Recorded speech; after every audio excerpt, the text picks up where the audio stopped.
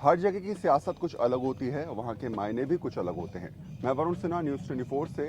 हम लोग फिलहाल ग्वालियर पहुंच चुके हैं और ग्वालियर की जनता इस बार क्या सोच रही है लोकसभा चुनावों में, उनके मुद्दे क्या हैं और किन मुद्दों के तहत इस बार वो वोट डालने वाले हैं, यहाँ की जनता से बात करेंगे और चुनावी चौपाल में उनके तमाम मुद्दों को जानने का हम प्रयास करेंगे कि इस बार उनके दिमाग में राजनीतिक दलों को लेकर क्या सोच चल रही है। सबसे पहले अपना नाम बताइए सर, और ये बताइएगा कि इस समय ग्वालियर में जो स्थिति है उससे क्या आपकी सोच में बदलाव होने वाला है, या लग रहा है कि जैसे चल रहा था माहौल वैसे ही सही है? मेरे ख्याल से अभी माहौल ऐसा ही है। और जहाँ तक मेरा ख्याल है, अभी इस तरह से कोई काम भी नहीं हुए हैं ज़्यादा ग्वालियर क्षेत्र में, जिसके लिए भारतीय जनता पार्टी को वोट दिया जाए। ये मैं इतना ही कहना चाहता हूँ। क्या चल रहा है सर इस समय? सर, देखा जाए तो यातायात व्यवस्था को लेकर भी काफ़ी कोई मतलब बदलाव तो हो रहा है और आगे होना ही चाहिए। आगे होना चाहिए। होना चाहिए। तो लग रहा है कि थोड़ा बहुत काम हुआ है पिछले काम 5 तो सालों सर में। हुआ है पहले से, कुछ ऐसा नहीं है। क्या क्या काम आपको लगता है कि जो पिछले 5 सालों में हुआ और अभी बाकी के जो नया टर्म आएगा उसमें वो होने बाकी है?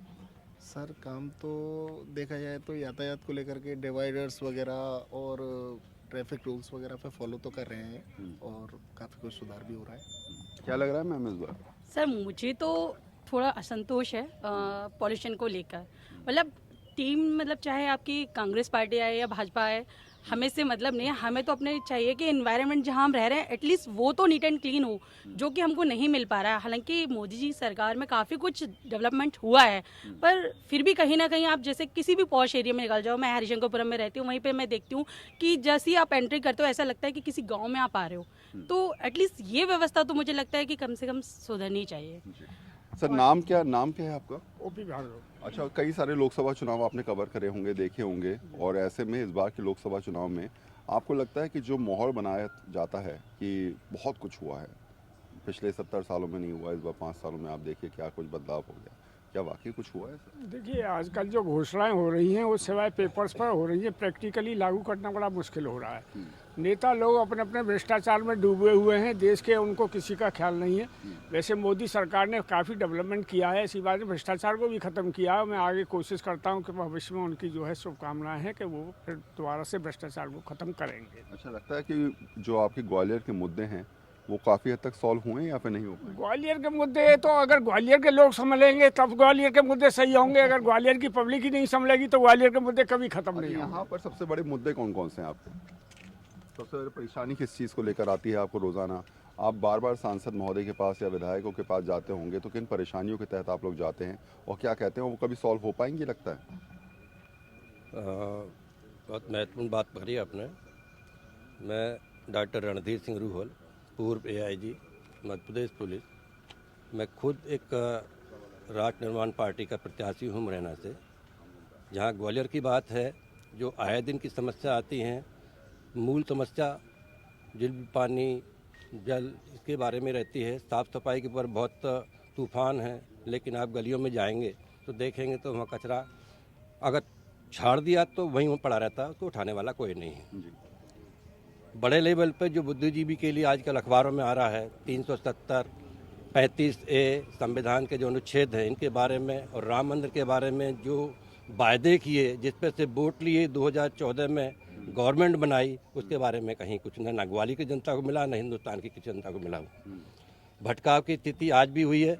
जब देश आज़ाद हुआ था, किस तरह से जेएंड के आया था, उसको किस तरह से पेश किया। 35A के बारे में शायद सभी लोगों को जानता होगा कि जब वर्तमान सरकार ने 35A को संविधान में इंसर्ट किया तो वहाँ ना तो पार्लियामेंट में कोई बात हुई, ना किसी से रेफरेंडम लिया गया, ना कोई संविधान कमेटी रहती है उसमें कोई जो है निवेदन भेज के या किसी भी सदन से उसके बारे में कोई बातचीत नहीं की। यहाँ तक कि संविधान के अनुच्छेद 35 के बाद अगर कोई उसमें सुधार किया है या बढ़ाया गया है, जैसे 35 जोड़ा गया है, तो उसके नीचे आना चाहिए था। सभी लोग समझते हैं इस चीज़ को, लेकिन ऐसा नहीं हुआ। आप लोग देखेंगे संविधान में तो उसको परिशिष्ट में रखा गया है, जिसमें जेएंडके के लोगों को एक विशेष सुविधा दी गई।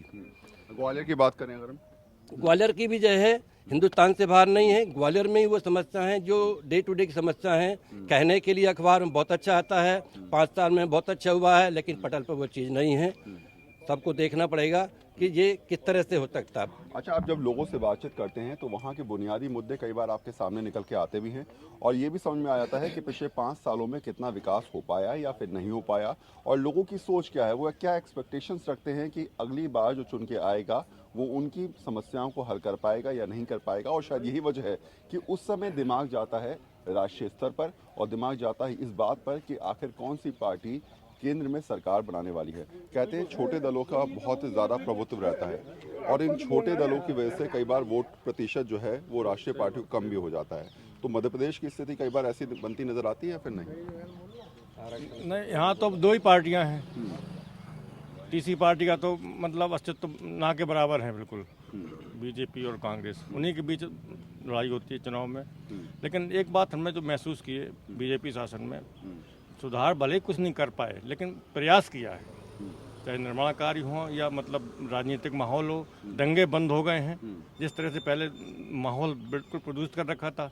कोई भी कुछ भी बोलता है, चाहे मतलब देश के विरोध में बोले या नेता के विरोध में बोले, ये तो सब कंट्रोल होना चाहिए, इसमें सुधार करना चाहिए। अंधा लोकतंत्र नहीं चलना क्या सर चाहिए। सुधार हुआ है? सर कह रहे हैं कि बहुत सुधार हुआ है, बहुत बदलाव हो गया है, पहले के मुकाबले अब स्थिति में बहुत सुधार हुआ है। ऐसा लगता है कि शायद ग्वालियर मध्य प्रदेश में बहुत सारी चीज़ें पिछले 70 साल में जो नहीं हो पाई वो पिछले 5 साल में हुई हैं। ऐसा कुछ हुआ है क्या? नहीं, ऐसा कोई कुछ नहीं हुआ। जो कांग्रेस के समय में जो डेवलपमेंट थे किसानों के थे, किसान जितने डेवलपमेंट कांग्रेस के समय हुआ, बीजेपी में आत्महत्या कर रहे हैं। इससे बड़ी बात और क्या? कोई सुविधा नहीं मिल रही किसानों को, कोई सुधार नहीं। कोई बीजेपी सरकार। अच्छा, यहाँ सबसे बड़ी परेशानी किस मुद्दों को लेकर है जो आपको हमेशा से चुनावी मुद्दे रहे हैं और जब नेता आपके पास आते हैं वोट मांगने तो किन समस्याओं के साथ आप उनको रूबरू कराते हैं? उन्हें तो कोई सुनना नहीं के नंबर 1 के गुंडे उनको कह भी नहीं सकते कोई। ये बस वोट मांगा जी का ठीक है आपको दे देंगे। हाँ, बस उन्हें कहने से कोई उनका कोई फर्क नहीं पड़ेगा। ये अच्छा, ये लगता है कई बार कि फ़ायदा किस बात का है?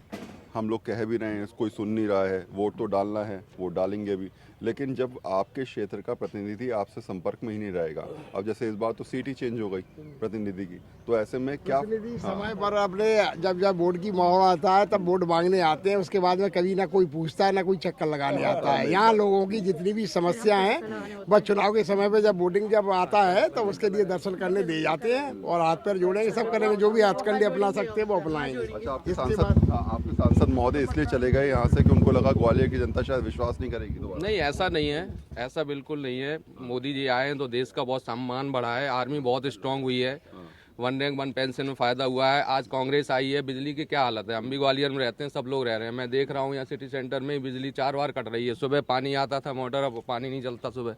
तो बहुत सारी समस्याएं कांग्रेस के समय से हैं और कांग्रेस फिर आई है, यहाँ फिर होंगी। तो मोदी जी ने बहुत अच्छे काम किए हैं, देश का नाम किया है। ऐसा नहीं है, बाहर जो है देश की बहुत ज़्यादा जो है सम्मान बढ़ा है और वो करेंगे और उनको आना चाहिए। अभी उनके बराबर कोई नेता भी नहीं देश में, कोई भी कुछ भी कहे उनके सामने कोई ऐसा है नहीं है। ये चोर चोर सब मिल गए हैं, महागठबंधन बना लिया है, उससे कुछ नहीं होने वाला। कि कौन क्या है, मुलायम सिंह, लालू जी, ये ममता बनर्जी, इनकी सबकी चीजें, ये जो राजनीति चल रहे हैं वो सही नहीं है देश के लिए। मोदी को रहना चाहिए 10 साल और कम से कम। सही है, सही क्या कह रहे हैं? कितने संतुष्ट हैं इनकी बातों से? बिल्कुल पूरे संतुष्ट हैं। अच्छा जी, आपको लग रहा है बहुत विकास हुआ है? नहीं, विकास हुआ है और हो रहा है। मोदी जी को रिपीट आना चाहिए और देश का विकास तभी होगा जब मोदी जी रहेंगे। देखो सर, लोकसभा चुनाव और विधानसभा चुनाव दोनों के मुद्दे अलग अलग होते हैं। आप जो लोकल मुद्दों की बात कर रहे हैं वो विधानसभा से संबंधित हैं, राज्य शासन के कार्य क्षेत्र में आते हैं। लोकसभा चुनाव की अगर बात करेंगे तो पूरे देश के परिप्रेक्ष्य में देखना पड़ेगा आपको। और अगर आप देश के परिप्रेक्ष्य में देखेंगे तो मोदी जी के आने के बाद देश के विकास ने बहुत तेज़ी से रफ्तार पकड़ी है।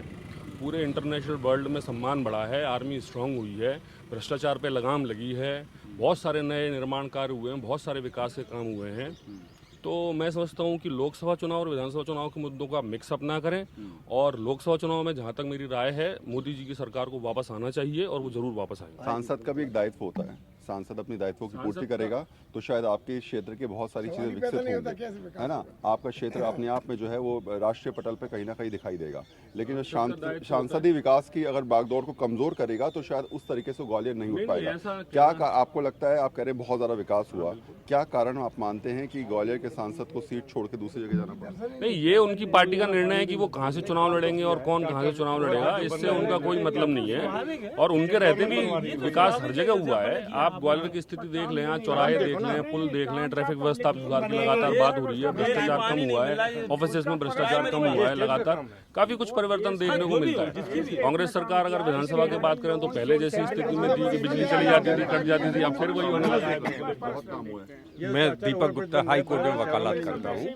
अगर अपन राष्ट्रीय मुद्दे को लेके चलें, ये चुनाव राष्ट्रता को प्रभावित करने वाला चुनाव है ये।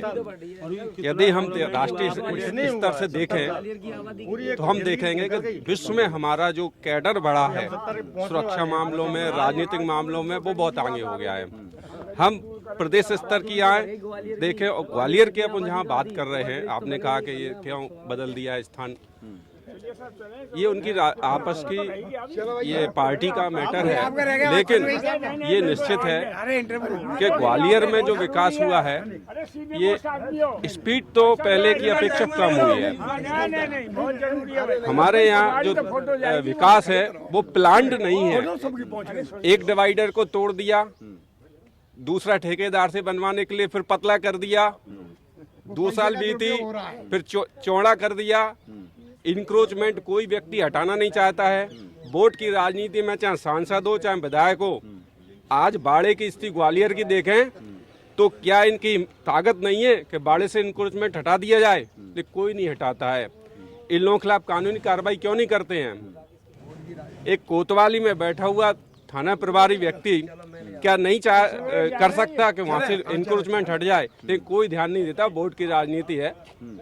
क्या आपको लगता है कि इस बार कुछ बदलाव होने वाला है या वो परिस्थिति वैसी रहेगी? देखिए सर, कोई भी पार्टी आए बात तो हिंदुस्तान के बारे में ही करे, क्योंकि हम हिंदुस्तानी हैं। कुछ कभी कभी ऐसा सुनने को मिलता है, जैसे आज ही मैंने पेपर में पढ़ा, किसी पार्टी के नेता ने बोला है कि अगर ये नहीं होगा तो हिंदुस्तान मिट जाएगा। ये चीज़ें अच्छी नहीं है।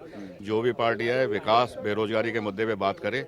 और ये चीज़ें जो आज हो रही हैं, कोई भी पार्टी के मैनिफेस्टो में आपने देखो कि हम गरीबी रेखा से नीचे वालों को 6,000 रुपये या 72,000 या 5,000 रुपये हम महीना फ्री देंगे, तो इससे बेरोजगारी तो हटेगी नहीं, ना गरीबी दूर हटेगी। तो वही वाली बात है, 15 लाख भी आने वाले थे, 72,000 भी आने वाले। दूर करने के लिए आपको मैं सबकी बातों से सहमत हूँ। सबकी अपनी अपनी परेशानियाँ हैं, मगर बात की जाए अगर ग्वालियर के विकास की तो वो बहुत ही स्लोली हो रहा है, बहुत धीरे धीरे हो रहा है। क्या आप रोड देख लीजिए, साफ सफाई देख लीजिए, मतलब पानी की समस्याएं तो बहुत हैं, मगर विकास होना चाहिए। स्मार्ट सिटी बोलते हैं। आप सब में कोई व्यापारी वर्ग का व्यक्ति है यहाँ पर जो बिजनेस करते हैं? अच्छा, आप हैं। अब मुझे बताइए कि पूरा देश ये कह रहा है कि जीएसटी से बहुत ज़्यादा दिक्कतें हुई और जीएसटी के चक्कर में जो है वो बिजनेस ठप हो गया। आप ग्वालियर के व्यापारी हैं, आपकी सोच क्या है कि जीएसटी से असर पड़ा कुछ बिजनेस पे? जीएसटी से बिजनेस बढ़ा, घटा नहीं। ये लोगों की गलत सोच है। नोटबंदी से बिजनेस बढ़ा क्योंकि सारा ब्लैक का पैसा वाइट हो गया। तो आप कैसे प्रश्न कर रहे हैं कि वो कह रहे हैं? हर आदमी का अपना अपना थॉट प्रोसेस है। जैसे मैं कहता हूँ, नेहरू परिवार में आज तक ऐसा कोई भी व्यक्ति नहीं हुआ जिसने राहुल जी जैसे शब्द इस्तेमाल किए कि उनके पूजनीय पिताजी से बड़े लालकन जी अडवाणी के लिए क्या कहा। नेहरू खानदान में इतिहास में आप नहीं देख सकते किसी व्यक्ति ने आज तक ऐसा बोला। सर बोल रहे हैं जीएसटी जो है उससे बहुत ज़्यादा धंधा बढ़ गया, व्यापार बहुत बड़ा है। कितने संतुष्ट हैं इनकी बात है? सही है, व्यापार तो बढ़ा है, पहली बात। दूसरी बात क्या है, जो नंबर 2 का माल अभी तक आते थे वो नंबर फैक्ट्रियों से नंबर 1 में आने लगा। जब नंबर 1 में आएगा माल, हम नंबर 1 में बेचेंगे उसको, तो हमें प्रॉफिट होगा तो हमारी पूंजी है ना नंबर 1 में आएगी। ठीक है। और देश में जो अपना जो रिटर्न पैसा आता है, अपना टैक्स है ना, वो टैक्स वसूल सरकार को मिलता है, तो सरकार उसका यूज करेगी। ये ग्वालियर की जनता है। जीएसटी पे एक और बात महत्वपूर्ण हुई है। जो व्यापार चलता था, जो 45 दिन की लिमिट थी। जब फैक्ट्री से माल निकलता है या थोक का व्यापारी रिटेलर को माल देता है तो 45 दिन में उसको पेमेंट करना होता है, और वो 45 दिन के जैसे ही बाहर माल आता है तो वो जीएसटी चुकाता है। यदि वो नीचे वाला व्यापारी रिटेलर 45 दिन के अंदर उधार दिए हुए माल का पेमेंट नहीं करता है तो इसमें एक बहुत अच्छी बात है कि जो जीएसटी उसने चुकाया है वो वापस उसको हो जाएगा और रिटेलर पे जीएसटी चली जाएगी, और उसके खिलाफ क्या एक उधारी का पैसा वसूलने का एक पुख्ता सबूत पैदा हो गए हैं। इससे व्यापार क्या है बहुत अच्छा चल रहा है, और ये गलत फहमी है कि व्यापार पे असर पड़ा। आप कितने भी व्यापारी से पूछ लो जो ईमानदारी से वर्क करना चाहते हैं, मैं तो बाजार में रहता हूँ, वो सब खुश हैं। तो ये ग्वालियर की जनता है जिसने अपना मिजाज बताया, ये समझाया कि आखिर किस तरीके से इस बार ग्वालियर को लेकर सोच क्या है ग्वालियर की जनता की, और शायद यही वजह है कि तमाम लोग इस समय इस माहौल में रवे हुए ज़्यादा इसलिए नज़र आ रहे हैं कि लोकसभा चुनाव के मद्देनज़र हर कोई चाहता है कि वो अपने राजनीतिक दल जिसको वो चाहते हैं उसको वोट दें, और साथ साथ अपने मुद्दों के आधार पर कहीं ना कहीं वोट का प्रयोग करते नजर भी आए। कैमरामैन मोहम्मद रफीक के साथ वरुण सिन्हा, न्यूज़ 24 ग्वालियर।